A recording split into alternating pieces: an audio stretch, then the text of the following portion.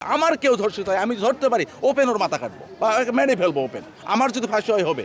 আসিয়া 8 বছরের মেয়েটা, ও কি পোশাক পরছিল, ও কি খোলা পোশাক পরছিল, ধর্ষিত হয়েছে, সরাসরি ফাঁসি দিতে হবে। ফাঁসি দিলেই দেখবেন এদেশে আর ধর্ষণ হবে না। আমাদের মানুষরূপী জানোয়ারটা আমরা যেদিন রোধ করতে পারবো সেদিন এদেশে ধর্ষণ বন্ধ হবে। এদেশে প্রতিবাদ করতে হবে। আসিয়া 8 বছরের একটা ছোট্ট শিশু, আমার বোন। এই যে আমার পিঠে দেখেন আমার লেখা আছে আসিয়া আমার বোন। একটা জিনিস চিন্তা করেন না আপনারা, আসিয়া যদি আমার বোন হয়, আপনার বোন হয়, আপনি কি বসে থাকতে পারতেন? তাহলে আজকে আসিয়া ধর্ষিত হয়েছে, কালকে আপনার বোন হবে, পরশু আমার বোন হবে, এরপর আমার মাও হতে পারে। এই সোনার বাংলায় কোনো ধর্ষণকারীর জায়গা হবে না। আমরা চাই এদেশে আমরা যেরকম নিরাপদে ঘুরছি আমার বোনরাও সেরকম নিরাপদে ঘুরবে। কেন আমার বোন ধর্ষিত হবে? আর আমার কথা একটাই, যেখানে প্রমাণ পাওয়া যাচ্ছে যে আসিয়া ধর্ষণকারী তারাই, সেখানে 180 দিন কেন লাগবে? কেন সেখানে 90 দিন লাগবে? আইন তো আমরা নিজেরাই তৈরি করি।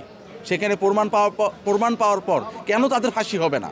কোনো দিনও পোশাক দায়ী না। পোশাক যদি দায়ী হয়, আসিয়া 8 বছরের মেয়েটা, ও কি পোশাক পরছিল, ও কি খোলা পোশাক পরছিল, ধর্ষিত হয়েছে।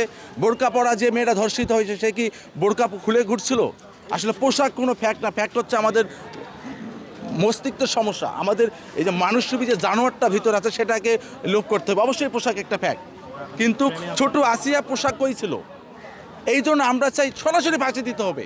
ফাঁসি দিলেই দেখবেন এদেশে আর ধর্ষণ হবে না। আজকে আসিয়া ধর্ষিত হয়েছে, কালকে আপনার বোন হবে না, এটা আপনি কিভাবে প্রমাণ পাইলেন?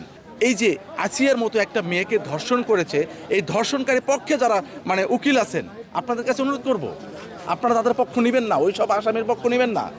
আপনি ধরেন আসামির পক্ষ নিচ্ছেন, কিছু হয়তো কোনো কারণে যদি আসামিটা বের হয়ে যায়, বাসায় গিয়ে দেখলেন আপনার ছোট মেয়ে বা আপনার বোন ধর্ষণ হয়েছে, আপনার কেমন লাগবে? দেখেন, পোশাক এই কথাটা সম্পূর্ণ ভুল। কারণ আপনার মনে কি আছে? আপনার ঘরে তো আপনার বোন থাকে, আপনার বোন কি সবসময় বোরকা পরে থাকে? আপনার বোন তো ধর্ষিত হয় না। তাহলে আপনার সামনে আরেকটা মেয়ে থাকলেও কেন ধর্ষিত হলো? আসিয়া তো ছোট্ট একটা মেয়ে, 8 বছরের একটা শিশু, সে কেন ধর্ষিত হবে? সে ছোট একটা মেয়ে, সে তো খোলা পোশাক ছিল না। ফরিদপুরে যে মেয়েটা ধর্ষিত হয়েছে, যাকে ধর্ষকে পিঠে মারা হয়েছে, এই মেয়ে তো খোলা পোশাক ছিল না। আসলে সমস্যা হলো আমাদের মাথার, আমাদের চিন্তা ভাবনার। আমাদের মানুষরূপী জানোয়ারটা আমরা যেদিন রোধ করতে পারবো সেদিন এই দেশে ধর্ষণ বন্ধ হবে। আর এই দেশে ধর্ষণ সেদিনই বন্ধ হবে যেদিন ওপেন ফাঁসি দেওয়া হবে। আসলে ফাঁসি হয় না। আমরা এর পূর্বেও দেখেছি, যখন ধর্ষিত হয়েছে, মামলায় ধরা হয়েছে, কিছুদিন পরে জামিনে ছাড়া পেয়েছে। এরপরে ওই পরিবার আবার ধর্ষিত হয়েছে, ওই পরিবারকে হুমকি দেওয়া হয়েছে। বাংলাদেশের আইন এভাবে চললে ধর্ষিত হবে হবে হবে। ওপেন চ্যালেঞ্জ, আমি বলছি ইমরান হাসো, আমার বোনও ধর্ষিত হতে পারে কালকে।